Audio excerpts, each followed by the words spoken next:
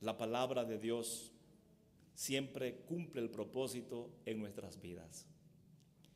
El domingo pasado hablamos acerca de que ya todo fue pagado por Cristo. Y en la primera parte, pues, aprendimos que la muerte de Cristo fue el pago por nuestra culpa. La muerte de Cristo fue el pago de la pena por nuestra culpa. Nuestra culpa ha sido ya pagada por Cristo.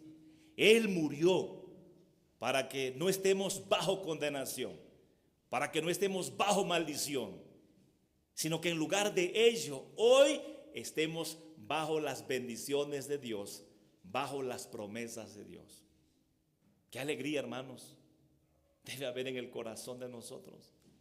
Ya no somos más culpables. Ya no nos persigue la ira de Dios. Ahora tenemos las bendiciones de Dios y sus promesas todos los días. En esta segunda parte, ya todo fue pagado por Cristo.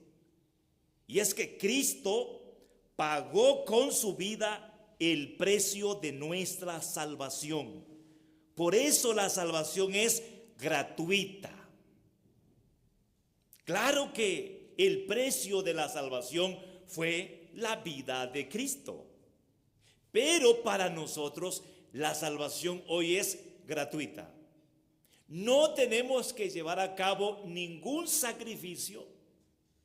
No tenemos que practicar obra alguna para merecer la salvación o para ganarnos la salvación.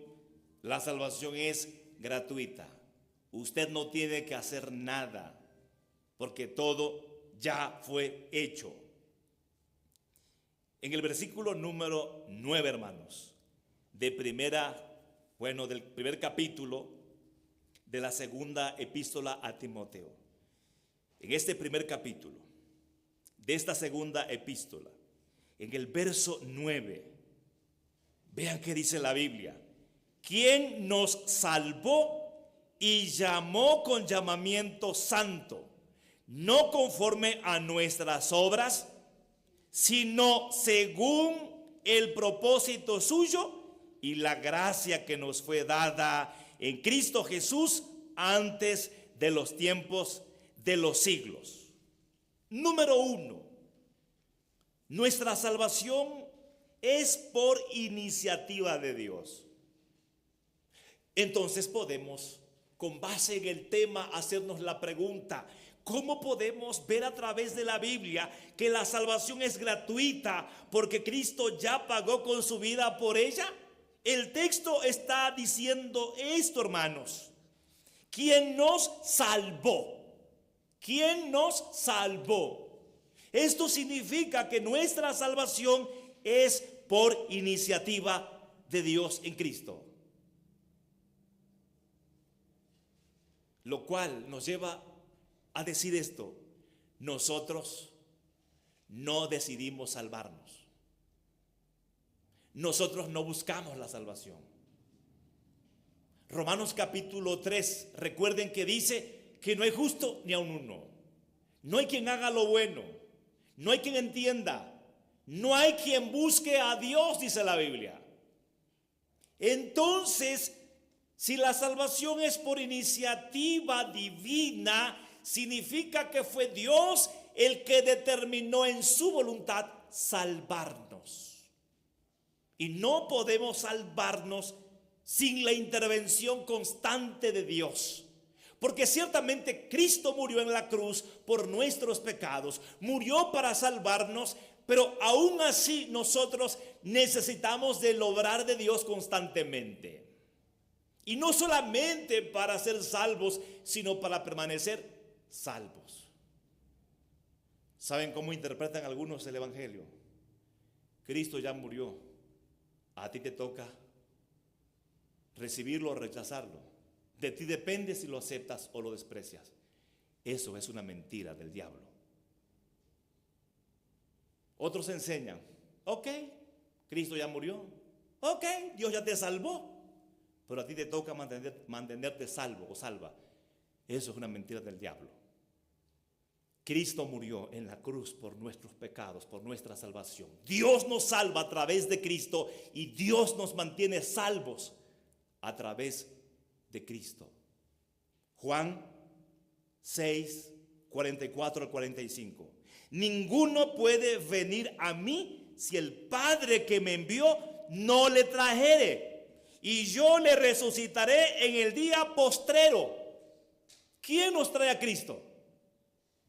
Dios. Compréndalo, hermano. Ninguno puede venir a mí, dijo Jesús, si el Padre que me envió no lo trajere. ¿Quién nos trae a Cristo? Dios. Cristo murió en la cruz. ¿Y quién nos lleva a la cruz? Dios. El versículo 45, aquí mismo de Juan 6. Escrito está en los profetas: y serán todos enseñados por Dios. Así que todo aquel que oyó al Padre aprendió de él. Viene a mí. Todo aquel que oyó al Padre y aprendió de él, ¿qué pasa? Viene a mí. ¿Cómo Dios nos lleva a Cristo? ¿Cómo Dios nos trae a Cristo, hermanos? ¿A través de qué? Otra vez. Escrito está en los profetas: y serán todos enseñados, ¿por quién? Por Dios. Así que todo aquel que oyó al Padre y aprendió de él, viene a mí. Dios nos trae a Cristo a través de la palabra, a través del mensaje de los profetas, a través del mensaje de la Biblia. Qué precioso, hermanos, ¿verdad? La palabra es usada por el Padre, ¿para qué? Para que vengamos ¿a quién? A Cristo, para que seamos salvos. Si el Padre no nos lleva a Cristo, no hay salvación. Primera de Juan 4, 19. Nosotros le amamos a Él porque Él nos amó primero. ¿Se dan cuenta?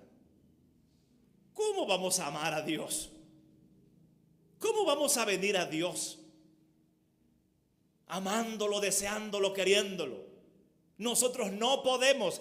Necesitamos primero tener el amor de Dios en nuestras vidas. Y ese amor de Dios es el que nos hace amarle a Él. Filipenses capítulo 2, verso 12 al 13.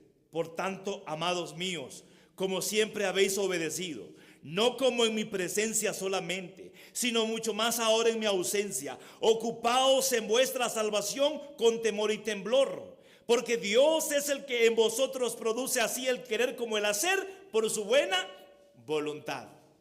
¿Saben cómo algunos enseñan erróneamente esto? Dios ya te salvó, ahora tú te tienes que ocupar con temor y temblor de tu salvación, porque si no te ocupas con temor y temblor de tu salvación, la puedes perder y te vas al infierno. Mentira del diablo. Ciertamente nosotros nos ocupamos de nuestra salvación con temor y temblor. ¿Pero por qué razón? Porque Dios es el que produce en nosotros el querer como el hacer por su buena voluntad. ¿Cómo puedo ocuparme de mi salvación? Me puedo ocupar porque Dios en su infinita gracia pone en mí el querer como el hacer para eso, para que me ocupe de mi salvación. ¿Y cómo Dios lo hace? A través de la palabra. Dios nos convence. ¿Saben por qué algunas personas no se ocupan de su salvación? Porque no son salvos. Y no es que la perdieron, nunca fueron salvos. Y algunos son salvos, hermanos, pero ahí están viviendo como si estuvieran bajo maldición. No disfrutan la salvación, no tienen seguridad de la salvación. ¿Saben por qué? Porque no vienen a la iglesia, no se congregan, no estudian la Biblia, no reciben los mensajes. Entonces, hermanos, ahí están viviendo en la miseria espiritual, aun cuando un día fueron salvos. Pero la palabra siempre nos va a llevar a esto, a querer y hacer conforme a la voluntad de Dios para ocuparnos de nuestra salvación. Leo el versículo 10, estamos en 2 Timoteo capítulo 1, ahora el verso número 10. Pero que ahora ha sido manifestada por la aparición de nuestro Salvador Jesucristo, el cual quitó la muerte y sacó a la luz la vida y la inmortalidad por el Evangelio. Esta salvación, hermanos, que fue anunciada, que fue prometida, que fue decretada, se manifestó el día en el que Cristo murió en la cruz por nosotros. ¿Y qué pasó con su muerte y con su resurrección? Logró, hermanos, quitar nuestro pecado y también logró dominar la muerte. Por eso, en segundo lugar, Dios nos salvó en Cristo de la condenación del pecado y del poder del pecado. Esto es importante entenderlo, porque por un lado es la condenación, por otro lado el poder del pecado. ¿Cómo se entiende esto, hermanos? Mire, Romanos capítulo 8, verso 1 al 3. Ahora pues, ninguna condenación hay para los que están en Cristo Jesús, los que no andan conforme a la carne, sino conforme al Espíritu. Porque la ley del Espíritu de vida en Cristo Jesús me ha librado de la ley del pecado y de la muerte. Porque lo que era imposible para la ley, por cuanto era débil por la carne, Dios, enviando a su Hijo en semejanza de carne de pecado, y a causa del pecado, condenó al pecado en la carne. ¿Qué significa esto? Significa que si estamos en Cristo somos libres de la condenación. Ya no somos más culpables por el pecado. No hay infierno, no hay castigo. Pero no solamente eso, es lo segundo. Dios nos ha liberado del poder del pecado. ¿Cómo lo dice la Biblia? Porque la ley del Espíritu de vida en Cristo. Hay una ley que produce vida. Esta ley es la ley del Evangelio. Nos libera de otra ley. La ley del pecado que produce muerte. Oiga bien esto, ¿qué significa? En el ser humano hay una ley del pecado que lo mantiene en el pecado, esclavo del pecado. No puede decirle no al pecado porque su naturaleza es pecar y volver a pecar y está bajo condenación. Esa es una ley que lo lleva allá, como la ley de la gravedad. Tiras una manzana y ¿qué pasa con la manzana? Cae, porque es una ley. Y así es el ser humano, tiene una ley, un poder que lo domina hacia el pecado. Y nadie puede cambiar esa ley, sino solo la ley del Espíritu. ¿Y cuál es la ley del Espíritu? Es el Evangelio. ¿Qué hace el Espíritu Santo? Te lleva al Evangelio, te convence con el Evangelio y te dice: Cristo murió por ti, murió por tus pecados, Él resucitó para que tú tengas vida eterna. Y uno, por la fe que el Espíritu Santo imprime en nosotros, dice: sí, yo creo en Cristo, lo recibo y así mis pecados son perdonados, soy libre de la condenación y vuelvo ahora en una naturaleza nueva. Puedo nacer de nuevo en Cristo. ¿Y qué pasa con la ley del pecado? Queda cancelada por la ley del Espíritu. Ahora Cristo es mi nueva naturaleza y por eso puedo disfrutar el ser libre del pecado. Un poquito más fácil. Romanos 7, 23 al 25. Pero veo otra ley en mis miembros que se rebela contra la ley de mi mente y que me lleva cautivo a la ley del pecado que está en mis miembros. Miserable de mí, ¿quién me librará de este cuerpo de muerte? Gracias doy a Dios por Jesucristo, Señor nuestro. Así que yo mismo con la mente sirvo a la ley de Dios, más con la carne a la ley del pecado. El apóstol dice: tengo dos leyes en mí. La ley de mis miembros, que me lleva al pecado. Es la naturaleza pecaminosa que, aunque, hermanos, ya ha sido cambiada, todavía se manifiesta, hay una lucha. Vamos a verlo desde esta perspectiva. Cuando uno cree en Cristo, uno recibe una nueva naturaleza. Ya. Somos una nueva criatura. 2 Corintios 5:17. De modo que si alguno está en Cristo, nueva criatura es. Las cosas viejas pasaron, he aquí, todas son hechas nuevas.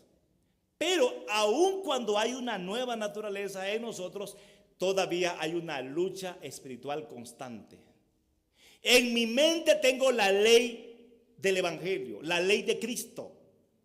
En mi mente tengo el Evangelio porque recibo el Evangelio, conozco el Evangelio, he creído en Cristo, lo tengo en mi mente y sé cómo debo vivir. Pero esa ley de mi mente lucha contra la ley de mis miembros, porque mi carne, mi yo quiere ¿qué cosa? Pecado. Y esta lucha es constante. ¿Y sabes cómo puedes vencer? El texto dice que podemos ser liberados por Jesucristo nuestro Señor. Cuando tú escuchas el Evangelio, cuando recibes el Evangelio, cuando abrazas el Evangelio, hermana, hermano, va a triunfar la ley del Evangelio en tu vida. Pero necesitamos la palabra. Miren, yo puedo decirles: pórtense bien, pórtense bien, pórtense bien, pórtense bien, pórtense bien, hagan lo bueno, pórtense bien, hagan lo bueno. ¿Y eso de qué sirve para ustedes? Si no van a poder. Yo pierdo el tiempo acá. Pero si yo les predico a Cristo, ¿qué va a hacer Cristo en ustedes? Les va a cambiar, les va a transformar, les va a enseñar, se va a manifestar y usted será una nueva creación, una nueva criatura. Número 3, hermanos. Vuelvo a leer el versículo 9 de 2 de Timoteo capítulo 1. Quien nos salvó y llamó con llamamiento santo, no conforme a nuestras obras, sino según el propósito suyo y la gracia que nos fue dada en Cristo Jesús antes de los tiempos y de los siglos. Dios nos salvó en Cristo conforme a su propósito. Nuestra salvación es un propósito divino. No es un propósito, hermana, hermano, no. ¿Por qué? Porque incluso usted no había nacido todavía y Dios ya había decidido salvarle. Usted todavía no había hecho ni bien ni mal y Dios ya había decretado salvarle. Escuche esto, lo que dice Romanos 8, 28 al 30. Y sabemos que a los que aman a Dios, todas las cosas les ayudan a bien. Esto es, a los que conforme a su propósito son llamados. Porque a los que antes conoció también los predestinó para que fuesen hechos conforme a la imagen de su Hijo, para que Él sea el primogénito entre muchos hermanos. Y a los que predestinó, a estos también llamó, y a los que llamó, a estos también justificó, y a los que justificó, a estos también glorificó. Qué precioso. La salvación desde origen y hasta el fin, ¿de quién es? De Dios, es el propósito de Dios. Oiga esto, por favor. Usted fue predestinado, usted no decidió, Dios decidió por usted. Usted fue llamado, usted no buscó a Dios, Dios le llamó. Dios fue el que le atrajo a Él. Usted no fue justificado por sus buenas acciones, porque tenga virtudes. No, Dios le declaró en Cristo sin culpa. Y usted no será glorificado por usted mismo. Usted no puede decir: ay, me esforzaré, caminaré, andaré en esta vida de la mejor manera y sé que llegará al cielo por mí mismo. No, usted no va a llegar al cielo por usted misma, por usted mismo. Dios le va a llevar hasta allá. Porque dice que todo comenzó con ser predestinados y termina con ser glorificados. Y esto es el propósito de Dios. Tal vez usted diga: pastor, ¿y así qué chiste entonces? Todo es de Dios. ¿Entonces qué? Mire, Dios le dice algo: disfrute, sea feliz. Pero ¿saben por qué mucha gente no es feliz, hermanos? Porque no lo sabe, no entiende esto. Hermanos, somos salvos por el propósito de Dios. Todo está hecho, consumado es. ¿Qué quiere Dios que hagamos? Que seamos felices, que disfrutemos. Cuando venimos a la iglesia, hermanos, qué bonito es disfrutar, cantar, ¿verdad? Qué bonito es orar a Dios porque Él nos escucha. Sabemos que Él nos escucha, sabemos que Él recibe la alabanza. Y ciertamente, hermanos, tenemos dificultades todos los días, pero acabamos de leer y sabemos que a los que aman a Dios todas las cosas les ayudan a bien. Esto es, a los que conforme a su propósito son llamados. Dios tiene como propósito salvarte y bendecirte aún en la circunstancia más difícil. Por eso, aunque tú estés pasando por la prueba más compleja, más difícil, Dios te dice: yo obro para tu bien porque yo te he salvado en Cristo. Mi propósito es salvarte y que estés bien. Pero ¿por qué entonces nos afanamos? Porque no creemos, hermanos. O a lo mejor hemos creído, pero nuestra fe es raquítica porque no conocemos el evangelio. No conocemos la buena noticia. Y no conocemos la buena noticia porque despreciamos la palabra de Dios. Número 4, hermanos. No merecíamos la salvación que Dios nos dio en Cristo. El versículo 9 que dice, hermanos, miren, según el propósito suyo y la gracia que nos fue dada en Cristo Jesús. La gracia que nos fue dada en Cristo Jesús. ¿Qué significa gracia? Favor inmerecido. No merecíamos la salvación que Dios nos dio en Cristo, pero Él quiso dar esa salvación a nuestra vida. La salvación es gratuita. Romanos 5:8, mas Dios muestra su amor para con nosotros en que siendo aún pecadores, Cristo murió por nosotros. ¿Cuándo Cristo murió por nosotros? ¿Cuando lo merecíamos? No. ¿Cuando éramos buenos? No. ¿Cuando glorificábamos a Dios? No. Éramos pecadores. Vivíamos en contra de Dios, éramos enemigos de Dios, merecíamos el infierno, la condenación por pecar contra Dios, pero Cristo nos amó muriendo en la cruz. Efesios 2, 8 y 9, porque por gracia sois salvos, por medio de la fe, y esto no de vosotros, pues es don de Dios, no por obras, para que nadie se gloríe. La salvación es un don, es un regalo, no es por obras, es por gracia. Y aún la fe es un regalo de Dios, porque la fe no es producto de mi yo, de mi capacidad. La fe obra en nuestras vidas por la manifestación del Espíritu Santo. El Espíritu Santo nos convence con el Evangelio y produce fe para decir: yo creo en Cristo.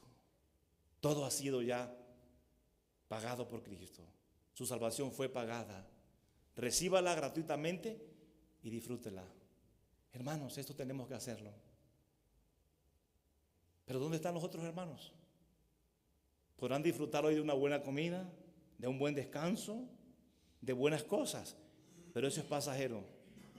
Pero cuando venimos acá a disfrutar la salvación y a conocer más de Cristo para disfrutar la salvación, nuestra vida cambia y nuestra familia cambia. Hermanos, como conclusión, el apóstol Pablo dijo esto a Timoteo para motivarlo. Por eso, del versículo 3 hasta el versículo 7, el apóstol Pablo reconoce la gracia de Dios. El apóstol habla de la fe de Timoteo, una fe no fingida. Esa fe que es verdadera, que primero estuvo en su abuela, luego en su madre y ahora en él. Y esto es lo que tenemos que disfrutar en la familia. Reciba a Cristo hoy en su corazón. Disfrute la salvación y haga que su esposa disfrute de la salvación, que sus hijos disfruten de la salvación. Lleva tu fe de generación en generación. El apóstol Pablo dice a Timoteo: tú tienes una fe que no es fingida, no es una fe falsa, es la fe verdadera, porque es la fe que está centrada en Cristo. Esta fe primero estuvo en tu abuela, luego en tu madre y ahora en ti.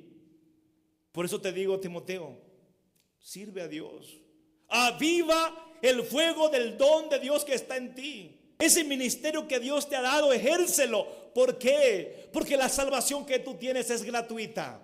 ¿Qué Dios ha puesto en tu vida? ¿Qué ha puesto en tus manos? Ha puesto una familia, ha puesto un trabajo, un negocio, ministerios, dones, talentos. Dios te tiene en esta iglesia. ¿Qué tienes que hacer? Disfrutar de tu salvación, sirviendo a Dios todos los días, con esmero, con ánimo. Porque tú no tienes un espíritu de cobardía, sino de poder, de amor y de dominio propio. Cristo está en ti para que disfrutes y para que le sirvas hasta que mueras. Pero ¿por qué no lo hacemos? porque no conocemos el Evangelio.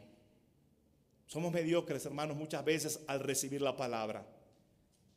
Dios nos llama hoy a disfrutar de la salvación.